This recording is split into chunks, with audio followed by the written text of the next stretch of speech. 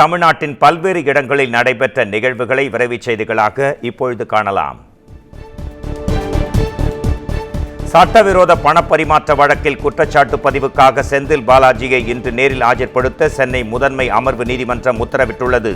சட்டவிரோத பணப்பரிமாற்ற தடை சட்டத்தின் கீழ் முன்னாள் அமைச்சர் செந்தில் பாலாஜியை அமலாக்கத்துறை கடந்த ஆண்டு ஜூன் மாதம் 14ஆம் தேதி கைது செய்தது.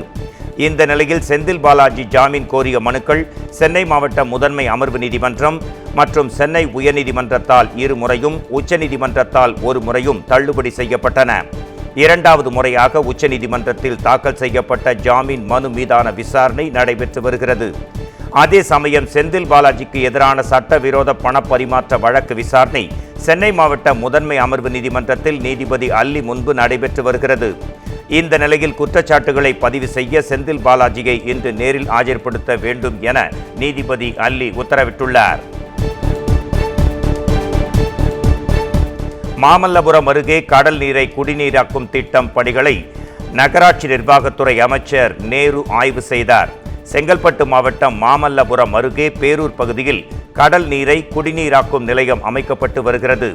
சென்னை குடிநீர் வழங்கல் மற்றும் கழிவுநீர் அகற்று வாரியத்தின் சார்பில் 4276 கோடியே 44 லட்சம் ரூபாய் மதிப்பீட்டில் அமைக்கப்பட்டு வரும் இந்த நிலையம் நாளொன்றுக்கு 400 மில்லியன் லிட்டர் குடிநீர் உற்பத்தி திறன் கொண்டதாகும். இதனை நகராட்சி நிர்வாகத்துறை அமைச்சர் KN நேரு ஆய்வு செய்தார்.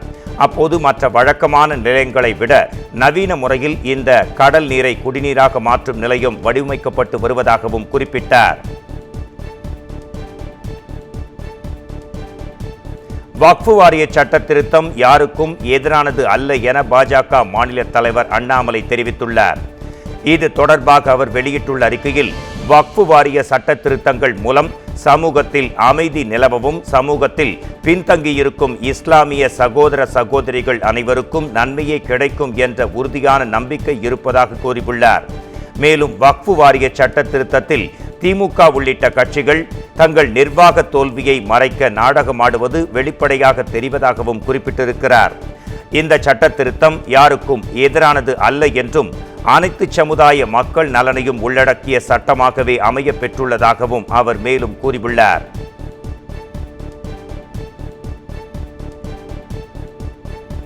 கர்நாடக மாநில அரசு தமிழகத்திற்கு வழங்க வேண்டிய நீரை உரிய நேரத்தில் வழங்கியிருக்க வேண்டும் என கே பாலகிருஷ்ணன் தெரிவித்திருக்கிறார்.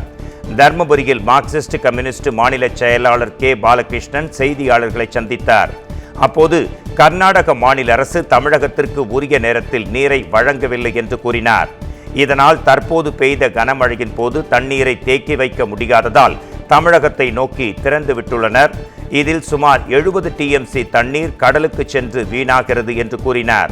மேலும் தமிழக நலனை பிரதிநிதித்துவப்படுத்தும் கட்சியாக பாமக இருக்க வேண்டுமே தவிர பாஜகவின் ஊதுகுழலாக இருக்க விரும்பக்கூடாது என்றும் அவர் விமர்சித்துள்ளார். மேட்டூர்ல கர்நாடக அரசாங்கம் தண்ணி கொடுக்க மறுத்தாங்க. கிடைக்கிற தண்ணியில நம்ம கொடுக்க வேண்டிய பங்கை கொடுங்கன்னு கேட்டா அதையே கொடுக்க மாட்டேன்னு சொல்லிட்டாங்க.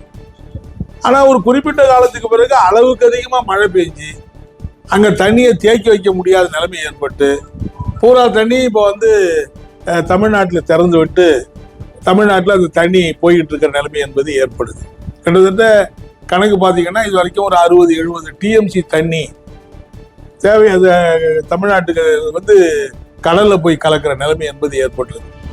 இது ஆரம்பத்திலேயே கொஞ்சம் கொஞ்சம் தண்ணியை குறைச்சி அவங்க அணையில் இருக்கக்கூடிய நீர்மட்டத்தை குறைச்சிருந்தா கூட இந்த கிடைக்கிற தண்ணியை இவ்வளவு வேகமா திறந்து விட்டுருக்க வேண்டிய அவசியம் இல்லை. அன்புமணிக்கிட்ட என்ன கேட்க விரும்புறேன்னா, அப்படின்னா இந்தியாவில் இருக்கிற இந்தியா பட்ஜெட்டு, இந்தியாவில் இருக்கிற எந்த மாநிலத்து பேரையும் நீங்க சொல்லாம தான் பட்ஜெட் போட்டிருக்கீங்களா? எல்லா மாநிலத்து பட்ஜெட்டு தானே அவரு கூட்டணி கட்சி பேர் சொல்றாங்க, வேறு பல மாநிலங்களை சொல்றாங்கல்ல. ஏன் தமிழ்நாட்டு பேரை சொல்லுங்கிற கேள்விக்கு அவர் என்ன பதில் சொல்ல போறாரு? எனவே அன்புமணி தமிழ்நாட்டினுடைய நலனை பிரதிநிதித்துவப்படுத்துவதாக பாட்டாளி மக்கள் கட்சி இருக்கணுமே தவிர பாஜகவினுடைய ஊதுகுழலா பாமக இருக்க முடியாது. திருப்பூர் பாசி நிதி நிறுவன வழக்கில் சிக்கிய IG பிரமோத் குமாரை ADGP-யாக பதவி உயர்வு வழங்கப்பட்டுள்ளது. திருப்பூரை தலைமையிடமாக கொண்டு செயல்பட்ட பாசி நிதி நிறுவனம் சுமார் 800 கோடி ரூபாய் வரை மோசடி செய்ததாக கூறப்படுகிறது. இந்த வழக்கில் நிதி நிறுவன உரிமையாளர் கமலவள்ளியை கடத்தி 2 கோடி ரூபாய் லஞ்சம் பெற்றதாக அப்போதைய ஐஜி பிரமோத்குமார் மீது வழக்கு பதிவு செய்யப்பட்டது. இந்த வழக்கு நடைபெற்று வந்த நிலையில் ஐஜி பிரமோத்குமாருக்கு பதவி உயர்வு வழங்கப்படாமல் நிறுத்தி வைக்கப்பட்டிருந்தது. சமீபத்தில் இந்த லஞ்ச வழக்குகளில் இருந்து ஐஜி பிரமோத்குமார் நீதிமன்றத்தால் விடுவிக்கப்பட்டார். பிரமோத்குமார் மீதான வழக்குகள் முடிவுக்கு வந்த நிலையில் அவருக்கு நிறுத்தி வைக்கப்பட்டிருந்த பதவி உயர்வு தற்போது வழங்கப்பட்டுள்ளது. அதன்படி உள்துறை செயலாளர் தீரஜ்குமார் உத்தரவின் பேரில் ஐஜி பிரமோத்குமாருக்கு ஏடிஜிபியாக பதவி உயர்வு வழங்கப்பட்டுள்ளது. மாற்று மதத்தை இழிவுபடுத்தும் வகையில் சமூக வலைதளத்தில் வீடியோ பதிவிட்ட யூடியூபர் பிரியாணி மேன் அபிஷேக் ரபியை போலீசார் கைது செய்தனர். யூடியூபர் அபிஷேக் ரபி என்பவர் கிறிஸ்தவ மதத்தை இழிவுபடுத்தும் விதத்திலும் மற்ற மதத்தினரிடையே பகை, பயம் மற்றும் வெறிப்புணர்வை ஏற்படுத்தும் வகையிலும் நடித்து வீடியோ வெளியிட்டுள்ளதாக பிலிப் நெல்சன் லியோ என்பவர் சென்னை சைபர் கிரைம் காவல் நிலையத்தில் புகார் அளித்திருந்தார். அதனைத் தொடர்ந்து புகார்தாரர் குறிப்பிட்டுள்ள இன்ஸ்டாகிராம் மற்றும் எக்ஸ் தளத்தின் விவரங்களை சேகரித்து போலீசார் ஆய்வு செய்தனர். இந்நிலையில் குற்றவாளியான அபிஷேக் ரபியை போலீசார் அதிரடியாக கைது செய்தனர். மேலும் ஏற்கனவே இவர் பெண்களை இழிவுபடுத்தும் வகையில் யூடியூபில் வீடியோ வெளியிட்ட வழக்கில் கைது செய்யப்பட்டது குறிப்பிடத்தக்கது. சென்னை தரமணியில் உள்ள தமிழ்நாடு டாக்டர் அம்பேத்கர் சட்ட பல்கலைக்கழகத்தில் மாணவர்கள் சுமார் 150க்கும் மேற்பட்டோர் திடீர் போராட்டத்தில் இறங்கியதால் பரபரப்பு ஏற்பட்டது. சமீபத்தில் நடந்து முடிந்த தேர்வு முடிவுகளில் சுமார் 75% மாணவர்கள் தோல்வி என்று முடிவுகள் வந்ததால் சட்ட பல்கலைக்கழக நிர்வாகத்தை கண்டித்து மாணவர்கள் பல்கலைக்கழகத்தின் வளாகத்தில் வகுப்பை புறக்கணித்து போராட்டத்தில் ஈடுபட்டனர். தொடர்ந்து கல்லூரியின் உயரதிகாரிகள் மாணவர்களிடம் பேச்சுவார்த்தை நடத்தினர். மாணவர்களின் போராட்டத்தால் அப்பகுதியில் சிறிது நேரம் பரபரப்பு ஏற்பட்டது.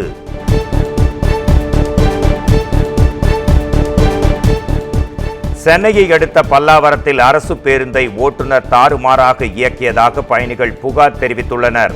தியாகராய நகரில் இருந்து கூடுவாஞ்சேரி வரை சென்ற அரசு பேருந்தை அதன் ஓட்டுநர் பேருந்து புறப்பட்ட நேரத்திலிருந்து தாறுமாறாகவும் வேகமாகவும் ஓட்டியதாக உள்ளிருந்த பயணிகள் குற்றம் சாட்டினர். இதை எதையும் காதில் வாங்காமல் ஓட்டுநர் பேருந்தை ஓட்டி வந்த நிலையில் பல்லாவரம் அருகே பயணிகள் வாக்குவாதத்தில் ஈடுபட்டனர். இதனால் ஆத்திரமடைந்த ஓட்டுநர் பேருந்தை நிறுத்திவிட்டு அலட்சியமாக பதில் வழங்கிய வீடியோ வெளியாகி பரபரப்பை ஏற்படுத்தியுள்ளது.